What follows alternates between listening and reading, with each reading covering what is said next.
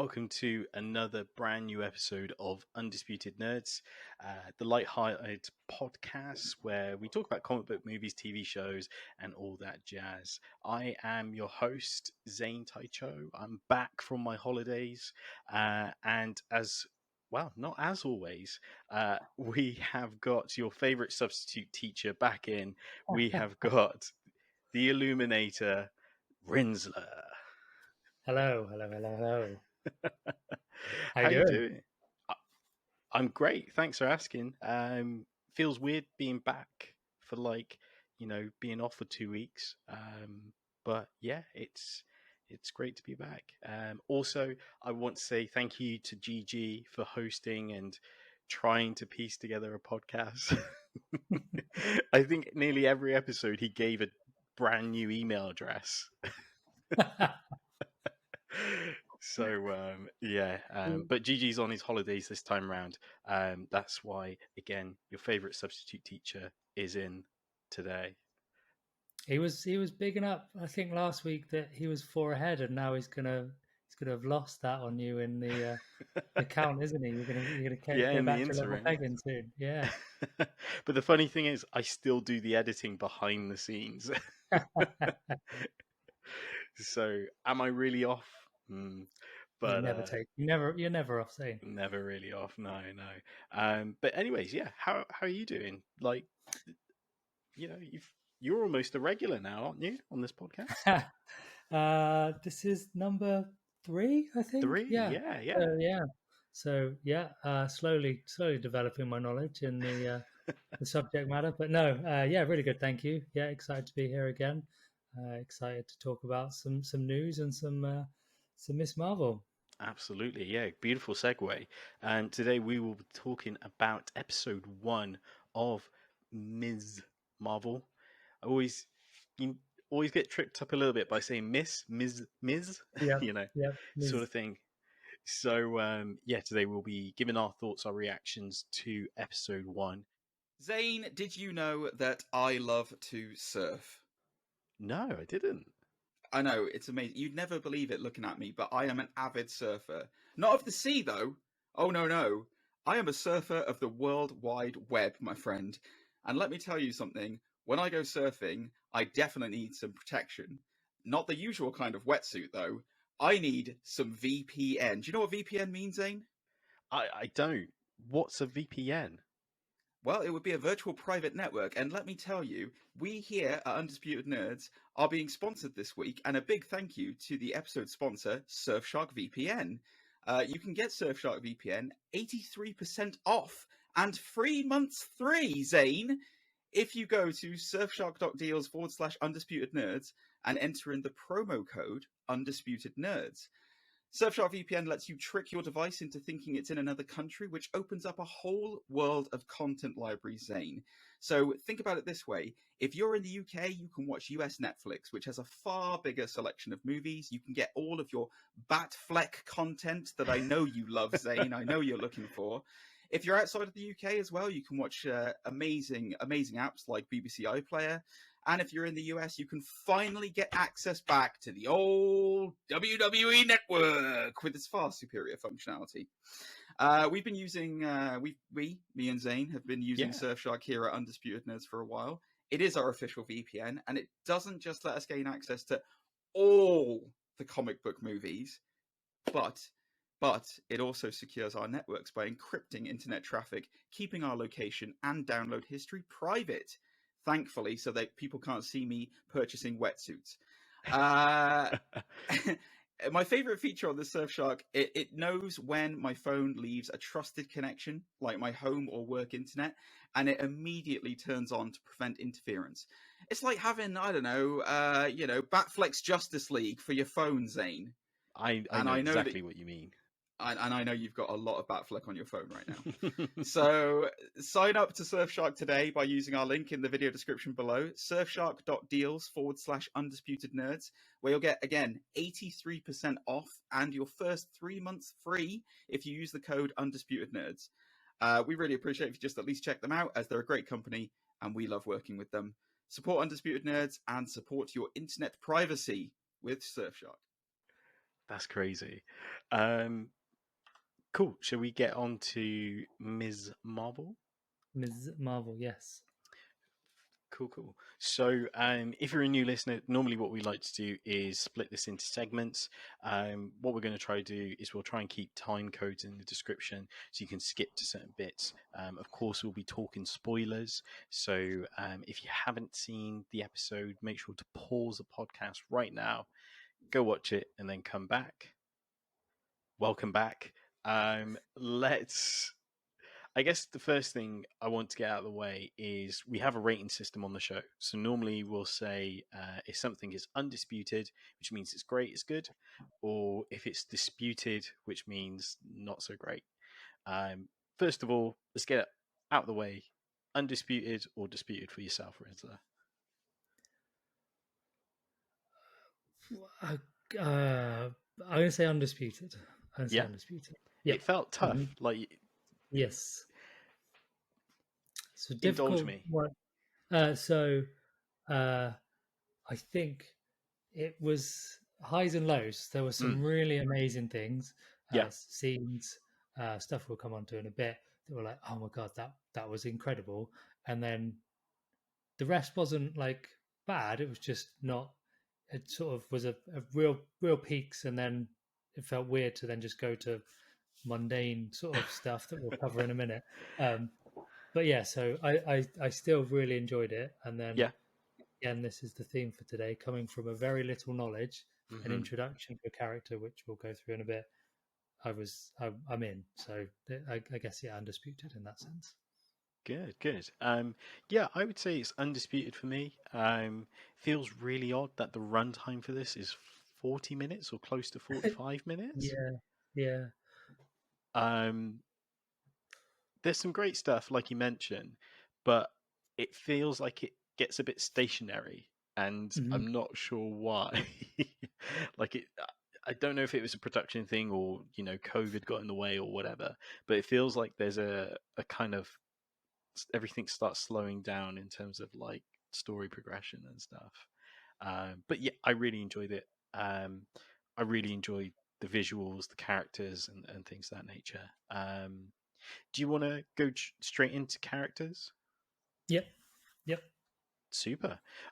So character-wise, of course, we've got Ms. Marvel herself, Kamala Khan. I think she's a great lead. Really relatable, really funny and stuff as well. Yeah, she was really good, and I think the intro animation that she voiced, that straight away reminiscent of Spider-Man Into the Spider-Verse, sort of when he's doodling and that kind of stuff, just straight into a character and like doing the thing they love. So just like that, whatever she's doing, I assume it's a YouTube animation or whatever in the universe, but she's doing the animation, explaining the story, and I couldn't tell whether it was like her animating like stop motion or whether she was doing like in After Effects or she was doing, but it was very high production value for what is a 16-year-old, but and then also to have like 100 views and one comment saying, I found this channel, it's amazing. But they weren't wrong. The animation was amazing, and whatever it was, a minute, 45 seconds, you're straight into this character's like super energetic, super bubbly, super like passionate about the subject matter and everything, and then that's like, oh, okay, right, and then it almost straight, like you don't know, you've gone from nothing to straight into someone's passions and everything like that, and then you're following for the rest of the episode the drive for that passion, and they sold it in the first 45 seconds for that, and that's one of the highs, the undisputed parts, because it was just like, oh right, okay, this is super bright, super colorful, no gray mess of anything. It was just like bang bang bang bang, here we go. And then sort of the rest of it, then like you say, sort of slowed down in places, sort of was a bit static, and then it picked up again in other places. Yeah, it's as you mentioned, the animation side of it is really fun, quirky, keeps you engaged. loads of comparisons, as you mentioned, Into the Spider-Verse. I hadn't even thought of, but until you say it, I think that the hobby and the passion of something adds an extra element to the character, because you're like, oh wow, they have something else besides just the machinations of the story, like, if you know what I mean. So yeah, I think that's really cool. In a lot of ways, it reminds me of indie movies. So not so much an indie movie, but Scott Pilgrim versus the World. So many influences from that, I feel. Yep. At the same time, you've got something like Nora's something playlist is another movie that I thought of from years ago.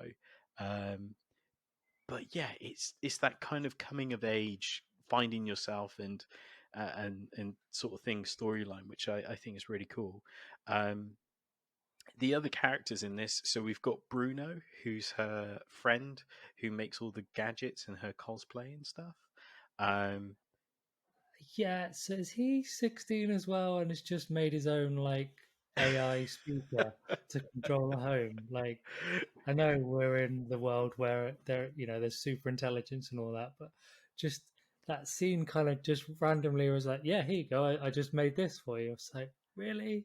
That's exactly what I thought. I was like, okay, like, I know technology is a little bit more advanced because they've got a Tony Stark in that universe, but that doesn't mean everyone's instantly smarter. Like, this no, kid works in a convenience store yet can make a smart speaker.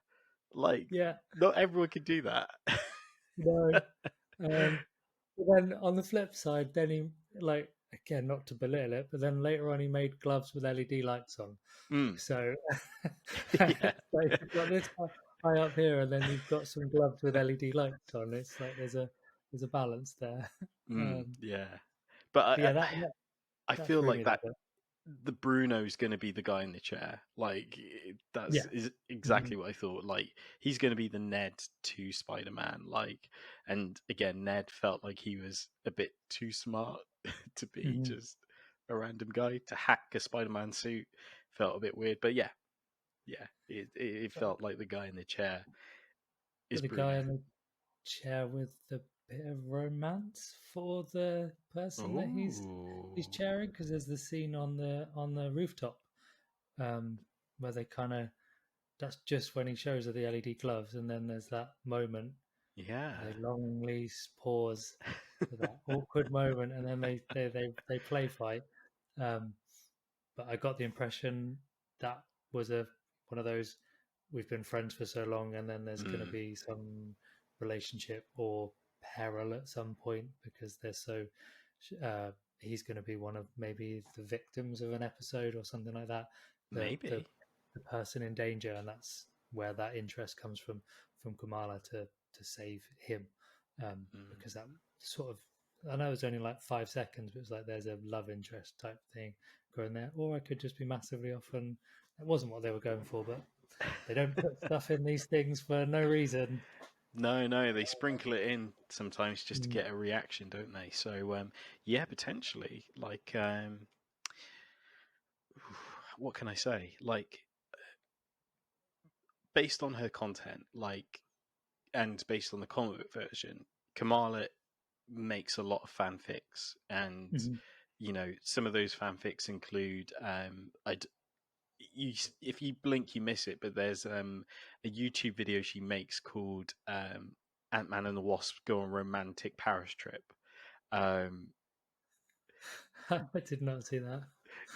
So, which is kind of familiar to the comic book version, because she makes these comic book like fanfic stories and stuff. So I think in the comics she did one about Cyclops and Emma Frost, for example. Oh, right. Go on romantic trips and stuff, which Wolverine didn't like. But yeah, that she is someone who searches for romance, is what I was probably trying to get at. But yeah, of course, we got introduced to Kamala's family, including her older brother and her parents. I have to say straight off the bat, the scene where her dad comes in as the Hulk had me in stitches. Oh, it was adorable and hilarious. Absolutely. He was so like in the moment trying to impress his daughter. I don't know where he's supposed to have got. I don't know if you've ever done green face paint, but that was an incredible job of green face paint on him. He was so like in that moment and trying to impress, and then Yeah. at the same time so heartbroken when it didn't have the payoff, like in stitches. Then all of a sudden, like, ah, dude, like you tried and it just crashed and burned and felt. And then she says she thinks you made him cry, sort of thing. And it's one of those, like, you know, as a dad, you're like, no, I'm fine, don't worry about it, carry on. And actually probably really quite upset about it. But yeah, that scene was brilliant, absolutely hilarious. I feel like he's going to be an absolute gem throughout this entire thing because, like, Yeah. even though his screen time is like absolutely minute, we've already seen him, you know, impressed with a smart speaker. We've seen him. I think there was a scene where he's just dancing because the motion detector goes off on her phone, Yeah. and he's Yeah, just yeah, dancing in the living room and stuff. yeah. And of course the Hulk scene. I feel like he's going to be like just the absolute gem in the rest of this season. And as you say, probably pull on the audience emotionally. Like, you know, he doesn't have to do much, but he can still pull the audience in that way. Yeah, well, totally, like you say, the scene where he's talking to the smart speaker, trying to get it to understand him and turn the lights on, and Kamala's walking up the stairs. He's just off to the right, and you're supposed to be following Kamala, like going up the stairs. And I was just focused on him. I was just like, "What's he? Well, this is hilarious. He's trying to get the speaker to work." And again, that worked really well with the way they were incorporating the like real events in like what is supposed to be the real environment with, you know, they've done it to death, a light bulb above someone's head in the real world. That worked really well with him shouting at a smart speaker to turn it off, and it turned it on, and it was brilliantly above her head. And that was just a nice, it didn't feel forced, like, even though, like I say, everyone's done a light bulb above her head, it felt kind of a fresh approach. And whether that was just because it was someone turning a smart speaker on and it wasn't, like, I don't know, it worked for me, that one. It was done pretty well. I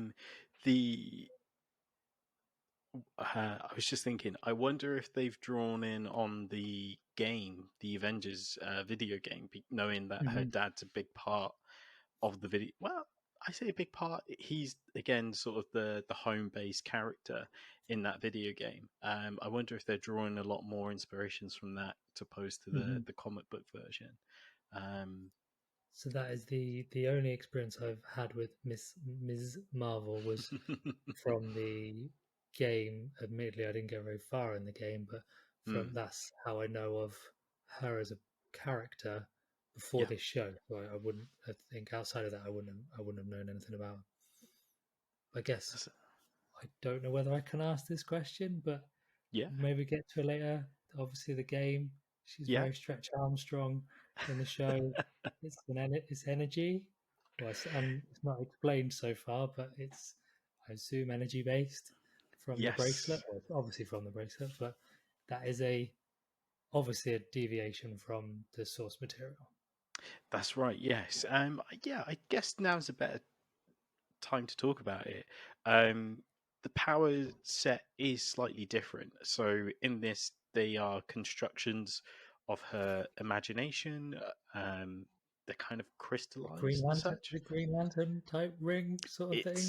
It does feel very sort of Green Lantern-esque in its delivery. I guess what's interesting as well is that there's this bracelet, this bangle, that she finds, which we find out used to belong to her grandmother. And of course, when she puts on the bracelet, there's a sequence where she falls backwards, and there's like these figures, like shadows, looking at her. And then she falls out of that. Say it again. It wasn't the Upside Down. No, it wasn't the Upside Down. Which again doesn't normally happen. Well, it doesn't happen in the comics. She normally she gets hit by something called Terrigen Mist, which opens up her inhuman gene, which gives her Mhm. the stretching power and stuff.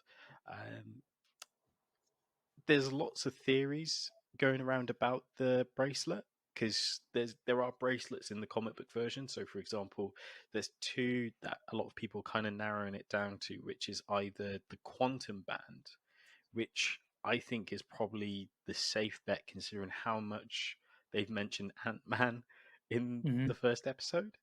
Mhm. And of course, quantum being linked to Ant-Man and the Wasp and the quantum realm, and we're going to get Quantum Mania soon and stuff. The other band that some people think it is one called the Neg Band, which was worn by the first interpretation of Captain Marvel, which is Marvel, the Mhm. male version in the comics. So again, that would kind of tie nicely if it was like a Kree band or something. Yeah. But yeah, did you find the visuals kind of off-putting, or were you okay with The it? the energy, what I'm going to Yeah. call it energy stuff. Uh, yeah, that like all the animation, all the the stuff when they were talking about their plan and it was all animated, projected on the wall. All of that looked seamless and perfect Hmm. as far as I was concerned. And then when she's whatever it is throwing plates or whatever it is like circular discs of Yeah, energy and out like into the weird audience. little, yeah. Yeah, but also not in any sort of smooth form or anything. Like really jaggedy and like almost like a 8 bits, not 8 bit, probably like a 16 bit or something like that, polygon type thing. It just Exactly, yeah. it looked weird. It didn't gel with me that. And then the um, the fact that this is supposed to be like a cosplay um, uh, um, competition she's Competition. going in for. And I don't know, as an audience member, if I was there and looking at someone's cosplay, that wouldn't freak me out. What they were all very excitable for it. Like that isn't some expected stuff that you would see at a cosplay event. Like, oh, okay, you're just throwing out beams of energy. That's amazing. Yeah, Yeah, like whoa. but then I don't live in a world where there's real life superheroes and stuff like that.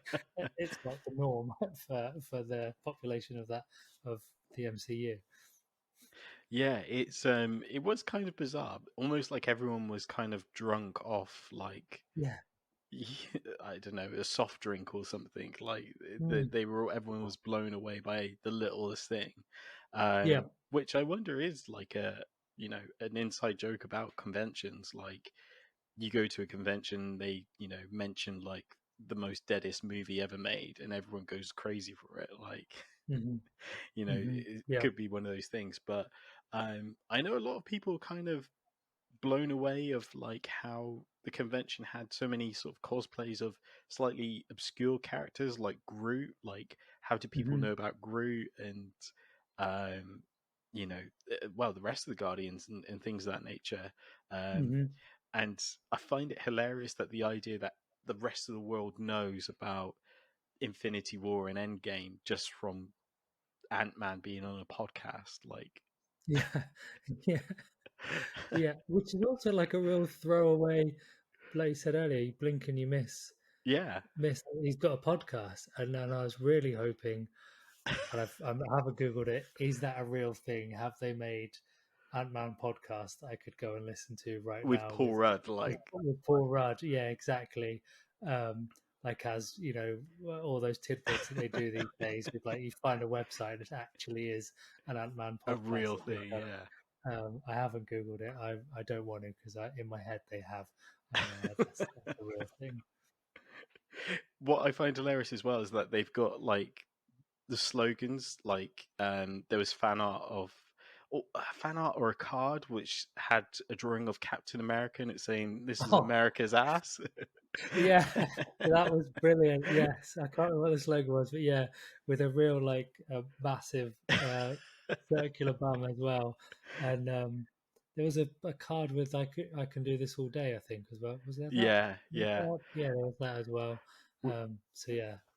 The idea that maybe, you know, Scott has mentioned this on like a Joe Rogan podcast, like sort of thing. Yeah. Like, and Yeah. I said to Captain America, "That's America's ass." Yeah. But yeah, that was fun. I guess everything after the convention kind of really starts to slow down and stuff. Mhm. Which now I try and think about it, I'm struggling to remember because it's kind of like after that. What happens after she gets her powers? I don't think there's much left, really, is there? Like, So there's like they don't really talk about it. So yeah, she does the thing. She's at the convention. She does the plates of energy, and then they cycle back with Bruno and her, but mm, they're not like, oh my gosh, like I've got these, like considering how obsessed with Captain Marvel and powers and all this, it mm. was just like I think it's even a throwaway comment, like as he's boosting her up on she's like, oh, I've got powers now, like, oh, this is like the norm. There's no like, And she oh, steps this is on it, doesn't amazing, she, I'm to so excited. like boost Yeah, herself? Yeah, yeah. yeah. But there's no like this kind of, I don't know if she was, because I think she might say when she's climbing into the window, like we'll talk about it tomorrow or something. So she's, and based on the time plan of what was supposed to be 9:25 and is now 11:55, she's bricking it from getting in trouble with parents, sort of thing. That she's like, we haven't got time to talk about this. I've got to get home because I'm in serious trouble. Yeah. And whether that's more like going to be in episode 2, they'll be like, so let's talk about last night, what happened, etc. And then it was the scene with the mum saying Yeah. how disappointed she was, and then I think that's it. Then I don't remember anything after that. Yeah, I'm pretty sure it ends there, and then we got mid credits. But just before we do Yeah. get to the mid credits, one thing I forgot to mention when we were talking about Kamala's character, which I thought was a really, well, there's two things I wanted to mention, I guess. The first one being is the sequence where she goes dress shopping with her mum. I thought that was amazing, sort of like insight into that culture and that Yep. part that lives in New York as well, like the fact that they can get like kebab meat and things of that nature. So I really like that sequence. But the other one is, and this kind of is sort of, here's the funny thing, it's touched on in the show, but it's a real sort of character arc in the comic, which is Kamala feeling comfortable in her skin, and I hope they kind of do more of it in the series itself, because with her powers being almost shape shifting in the comic, she at one point mimics the look of Captain Marvel, blonde hair and All right. and things of that nature, and it takes like this amazing pep talk from her dad to kind of say she is beautiful the way she is, and she is marvelous, excuse the pun, without having to turn herself into this version, that this type of woman. So Yep. I think the show touched on it slightly with her seeming uncomfortable with the cosplay in certain parts, Yep. like exposing her leg shape and things of that nature. Yeah, I just really hope that they kind of go into that a little bit more, but I feel like because it's Marvel, they may be a bit scared to go to those sort of depths, if you know what I mean. Yeah. They talk about like the mum. I can't remember what her name is, but the mum is like, you're not dressing up like that because you're not wearing the skimpy outfits and that. And then I think in the scene at the end, she says something along those lines of, I don't know who this person is in front of me. You need to, get to not get to know yourself, but something similar in that space. Find You should yourself or something. find Yeah. yourself, something like that. And if that is sort of a mini reference to what you're talking about, in like, that's whether, don't copy being another superhero, kind of find yourself, do your own thing.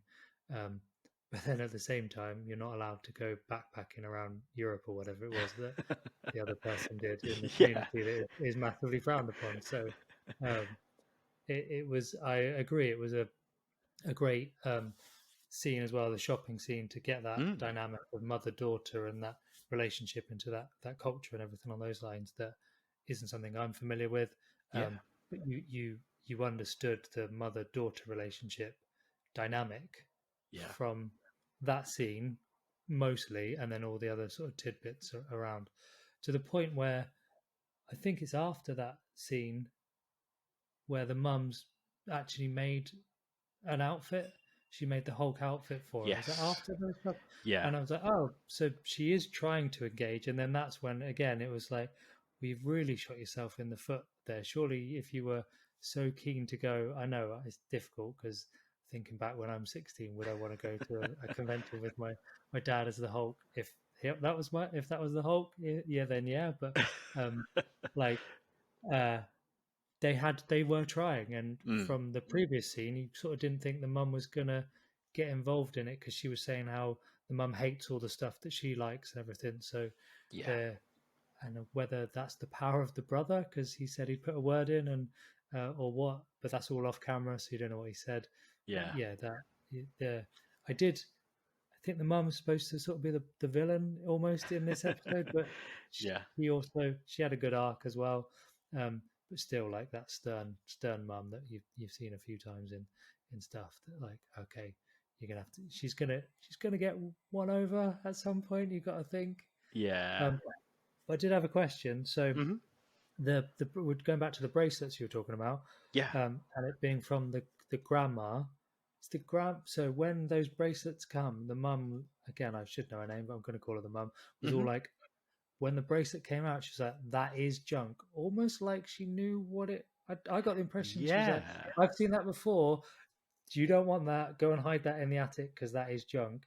And I couldn't say if that was she knew what the bracelet was, or her relationship to her mum, and her mum is always sending her junk and got a house of junk, etc. But is the grandma a character in the comic source material at any point, or is that a character for the show?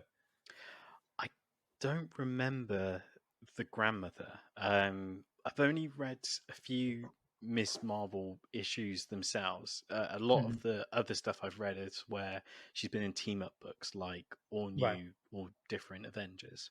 Mhm. But I think what they're alluding to is I think it might have been not long after she has a driving test and she accidentally crashes the car.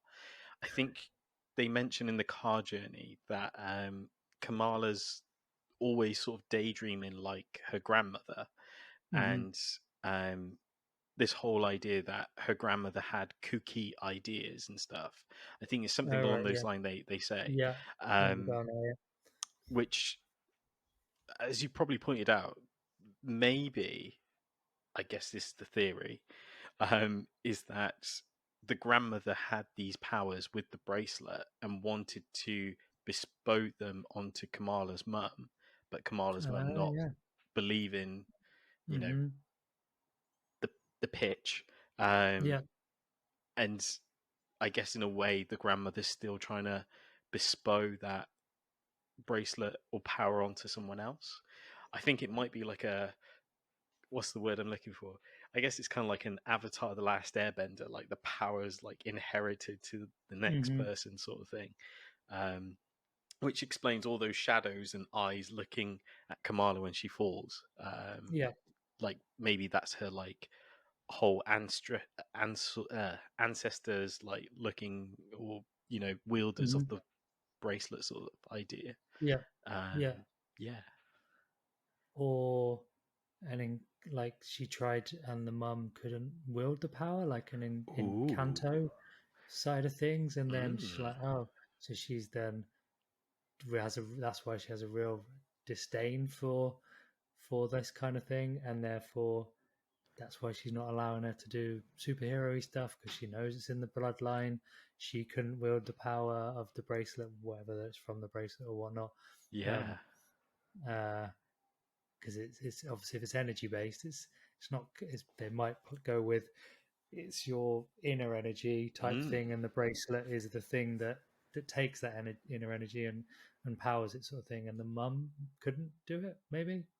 I like It's a that. very Yeah. out there, weird, not weird. We're very out there on the spot thought. As you were talking, I was theorizing as well. So yeah, Yeah. there's definitely something in that generational arc they've got going there. Yeah, certainly. Like now that I think about it, this whole phase, we've already had Shang-Chi inherit the Ten Rings, um, you know, Mm-hmm. cosmic item bestowed to him, um, Mm-hmm. and we've also seen Dame Whitman, I think his surname is, the Black Knight from at the end of Eternals inherit his uh, black sword, dark sword from his family. So Mm-hmm. yeah, I wonder if this is kind of like they're doing this whole new age of heroes that are sort of bestowed these new, Mm-hmm. well, not new, but ancient items. Yeah, Which, yeah. yeah, yeah. Mm. It's an interesting thought. Yeah, there we go. Um, I guess we've kind of covered everything. We've covered characters, visuals. Is there anything else you want to say before we wrap everything up? Mid-credit sting. Oh, mid credits, great reminder. Yes. Um, do you remember the DoD? I from Spider-Man Yes. is where I remember him from, and then I've had to rack my brains because I'm watching Succession at the moment, and he's in that. I was like, he's Oh, not from really? Succession. Yeah, he's from Spider-Man, and I only then remember him being in the scene at the very beginning where they arrest Peter Parker, and Yes. I can't remember anything that he said that would be like, oh, this is interesting. Like, I couldn't remember what department he was from or anything along those lines. I just recognized him as a character, and like, okay. And obviously they're bringing him in for interrogation, but then that then didn't go anywhere in Spider-Man. So this looks like it's going to play a bit more of a part in here. Yeah, yeah, the Department of Damage, the DoD, which is funny because like they've been in the MCU for some time. Like I think there's like again, I can't remember where it was, but there's like posters that they're funded by the government and Tony Stark to help with damages and things like that happen to the city during these like fights and events and stuff. Mm-hmm.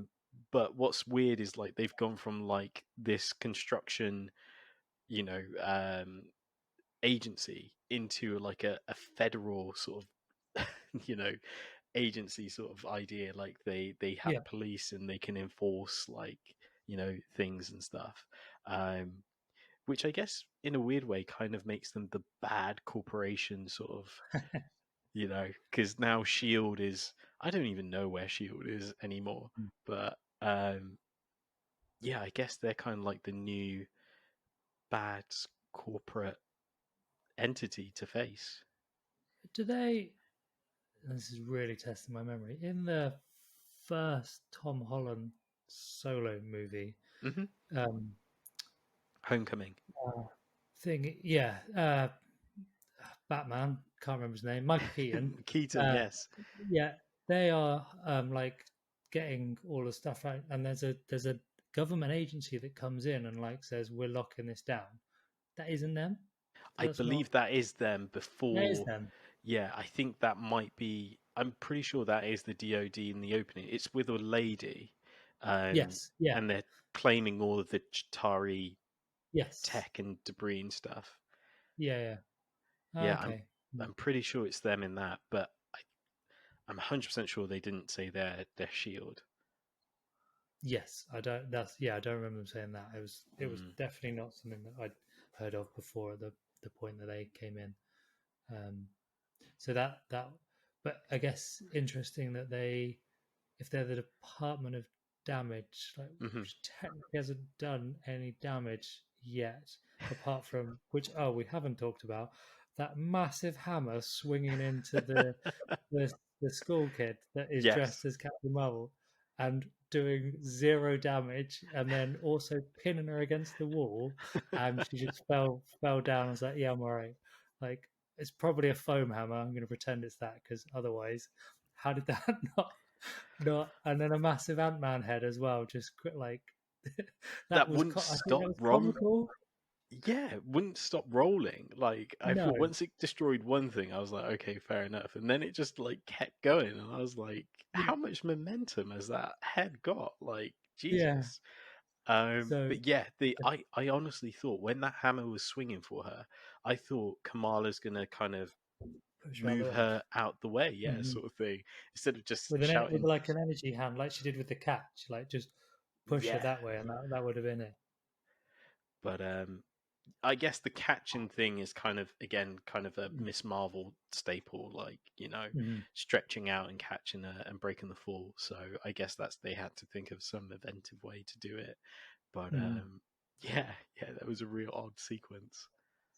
So is that's the damage that she's currently done is break Thor's polystyrene hammer and a rolling Ant-Man head. So that's why she's in trouble. But Put that, some. like you said, that it shouldn't have had that much momentum because there was so many flat sides that it could have got stuck on and jammed on that it shouldn't have kept rolling. I mean, when it exploded the popcorn machine, I was like, okay, yay, hilarious. Yeah. But then it kept going, and then it blew up like eventually a confetti machine, and I was just like, oh, that's where it ended. Like, oh, Yeah. okay, like, yeah, bizarre. There was just that one, wasn't there? I didn't because you'd said stay for the credits, so I did because I've done that before. Not all of their TV series have done it until later on in the series. So have one first episode, and then I turned it off. So there's only that one, isn't there? There's only that one. I believe so, yeah, because there's two ways to find out. The first one is if it doesn't suggest, like, Disney doesn't have that little pop-up that suggests either something else or the next episode, Oh yeah. that there's a reason why. Also, I think it was something ridiculous, like 6 minutes of credits when the episode ended, and I was like, there's got to be a stinger in there somewhere. So I fast forward till I got it. Yeah, fair enough. It's like the lights coming on in cinema; they don't come on if there's another scene. Very true. A man talking from experience. Yeah. Fantastic. Cool. So I guess that's everything. We've covered everything in episode 1. Let us know your theories. Do you think the magic band is something that Kamala has inherited? If you think it's got some other special powers, let us know in the comments down below. As always, you can get in touch with us on Twitter, Instagram, at undisputed_nerds. There you go. Made sure I remembered. You could also find us on Facebook, Undisputed Nerds, of course, on Facebook. Don't forget to subscribe to the YouTube channel. And also, we have a second channel called Undisputed Nerds Strike Again. You'll find not only clips from our original podcast, but you'll also find tips and bits there as a series. Sadly, fun story, I wasn't able to upload the full version of the podcast due to hotel Wi-Fi not being fantastic. So I had to segment the show to get it uploaded. So if you were missing tips and bits from the last couple of episodes, make sure to check out our second channel where you'll find those features. I'm thinking of maybe uploading the unedited version, maybe to our Patreon or something. If you're interested in that, let us know in the comments, of course. And lastly, you can email us, nerdsunDisputed@gmail.com. That's right, our email address is nerdsunDisputed@gmail.com. Rinsler, I have to say again, thank you so much for taking the time to join us on the podcast. Have you had a great time? I have indeed, Zane. Thank you very much. Always a pleasure. Our episodes always do well when you're here as well. I'm saying it. I've looked at the numbers, and it's good they want to see how much of a fool I can make with pretending I know what I'm talking about. No, not at all. But then again, I don't know. It's always you and GG, so maybe I'm the denominator in all of this. You never know. No pressure on the numbers then. But as always, thanks for tuning in, and we'll no doubt catch you next week. Ta-ta for now. Bye-bye.